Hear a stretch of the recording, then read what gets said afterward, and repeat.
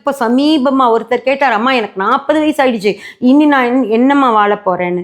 40 வயசு ஆகிறது பெருசு இல்லை, அந்த 40 வயசில் உங்களுக்கு என்ன தசை வருதுன்றது தான் முக்கியம். புரியுதுங்களா?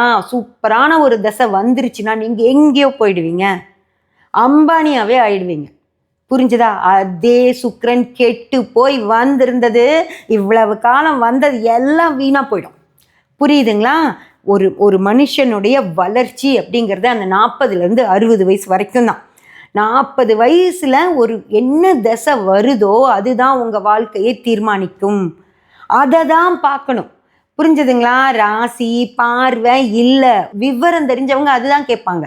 ஜாதகம் பார்க்க உட்கார்ந்தாலே அம்மா இன்னி என்ன தசை வருது, என்ன புத்திகள் வருது, இந்த தசையும் புத்திகளும் என்னை என்ன செய்ய போகுது, இதுதான் கேட்பாங்க. ஏன்னா தசா புத்திகள் மட்டும்தான் ஒரு ஜாதகத்தில் மிக சிறப்பாக வேலை செய்யும்.